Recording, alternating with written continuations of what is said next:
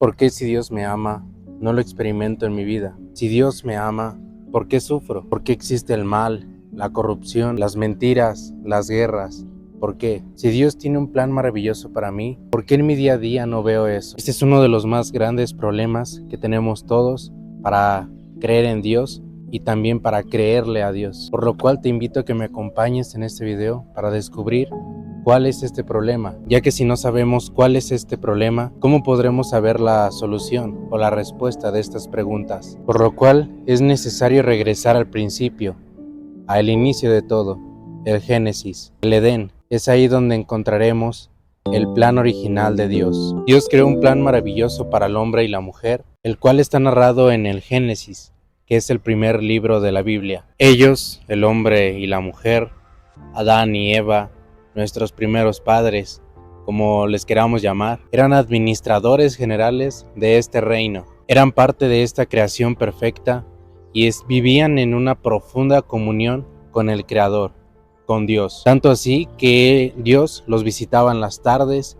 y Adán y Eva podían escuchar su voz. Pero después, Adán y Eva, que simbolizan a toda la humanidad, se rebelaron contra Dios, dudaron de su amor, dejaron de creer en Él y obedecieron a la serpiente. Como consecuencia, perdieron este regalo que ya habían recibido de parte de Dios.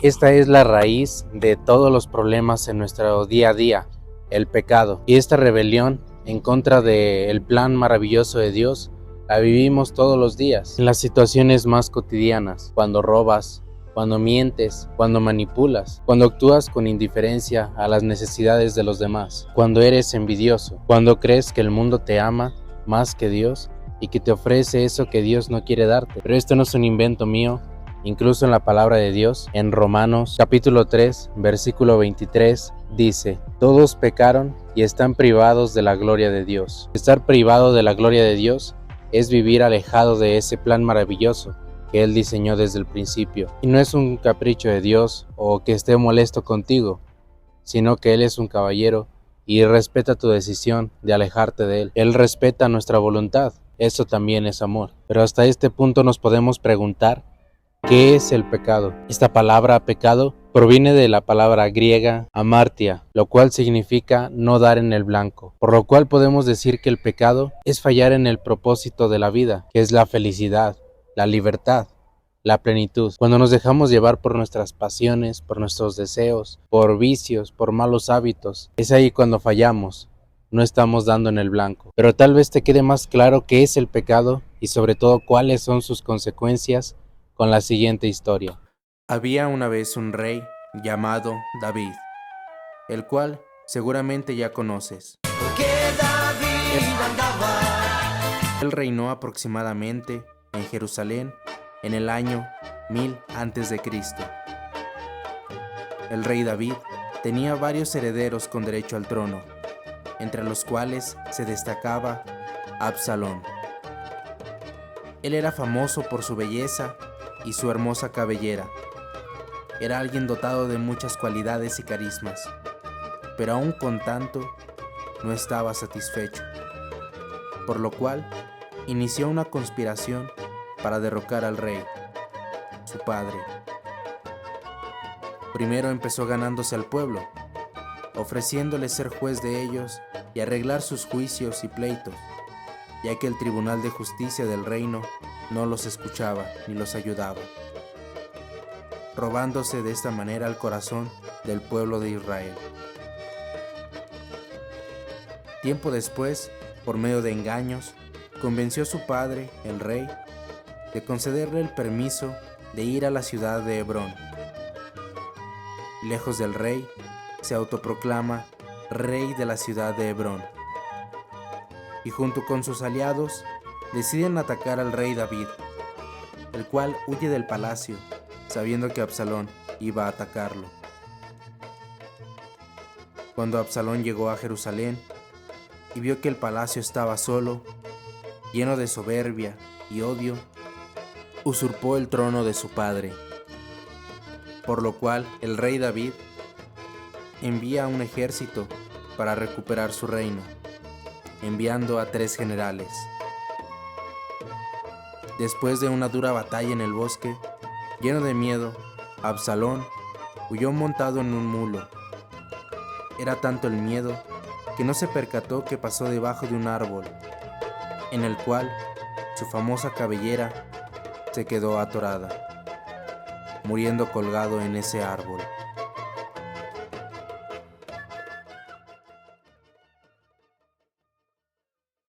De esta historia podemos sacar muchísimas conclusiones, entre ellas la principal consecuencia del pecado, que es la muerte, pero también lo que puede pasar cuando nos dejamos llevar por pasiones, por nuestros deseos, por nuestro ego. Usurpamos el trono que en un principio le pertenecía a Dios. Nos proclamamos reyes en nuestra familia, reyes de nuestro trabajo, reyes de nuestro cuerpo, reyes de nuestras relaciones personales. Nos llenamos de soberbia y terminamos enredándonos la cabeza, por lo cual podemos ver que estas actitudes no son exclusivas de Absalón o de esta historia, sino que son nuestro día a día. Absalón nos representa a cada uno de nosotros y cómo con nuestras acciones podemos tomar el trono que le pertenece a Dios. Para entender mejor el pecado podemos dividirlo en 3 tipos de pecado. El primero sería el pecado escandaloso. Este es un pecado público, está a la vista de todos y es tan obvio que no se puede ocultar. Incluso algunos de ellos son condenados por el Estado, llamándolos delitos. El segundo es el pecado de los fariseos, creernos buenos, o sea, la hipocresía. Para el mundo podemos parecer buenos, incluso poder vernos como buenas personas, que hacemos el bien, pero por dentro y en lo oculto sabemos que estamos en pecado, estamos muertos en vida. Y el tercer tipo de pecado es no creerle a Dios. Como Adán y Eva, que nos representan a nosotros, creer que la serpiente tiene una mejor oferta es creerle primero al mundo, a una ideología o incluso a una persona antes que Dios, desconfiando de las promesas de Dios, desconfiando de que Él puede ofrecernos algo mejor, y esto nos termina alejando de Él. Pero ¿tiene alguna consecuencia el pecado en mí? La primera consecuencia es que pierdes tu identidad. Te mides y te comparas con las medidas del mundo. Puede que creas que eres menos que los demás, o también puede pasar que pienses que eres más que todos los demás. Olvidas tu verdadera identidad como hijo de Dios que recibiste en el bautismo. La segunda consecuencia es que te alejas de este árbol de la vida, que es Dios, por lo cual terminas secándote. La tercera consecuencia es dejar de experimentar a Dios en tu vida. Dejas de sentir esperanza, ya no sientes alegría ni plenitud, o al menos no una plena ni verdadera, sino vacía, momentánea. Dejas de tener paz en tu corazón, pierdes la confianza en ti mismo y en los demás. La cuarta consecuencia es que en lugar de sentirte pleno o lleno con todo lo que te puede ofrecer el mundo, te sientes vacío, sin ningún propósito o sin ninguna motivación. La quinta consecuencia es volverte esclavo de tu pecado. Ya no sabes ser diferente. Incluso crees que es imposible cambiar o dejar de hacer ese pecado, aunque sabes que te está haciendo daño. No te sientes digno de mejorar. Dejas de tener control de ti mismo.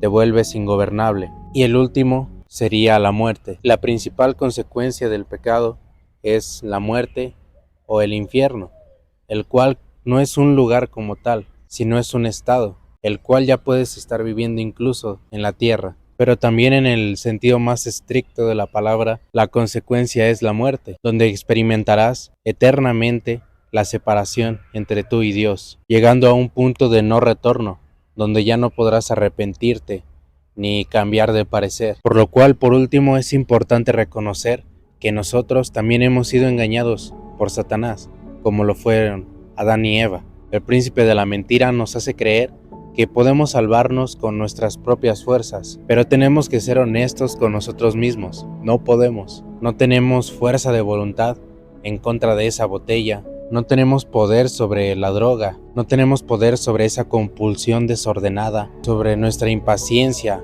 la ira, no tienes dominio para poder tener control de tu carácter, lo cual todo esto te termina llevando al pecado y a ser esclavo de él. Y como decíamos al final, la consecuencia principal, la muerte. Pero Dios nunca quiso esto para ti. Como he mencionado en estos últimos videos, esta es una serie con la cual vamos a tratar de entender a mayor plenitud cuál es el plan de Dios, y no solo saberlo o escucharlo, sino que experimentarlo. El pecado es un peso muy grande que te va a impedir continuar con este camino. porque cambiar es posible.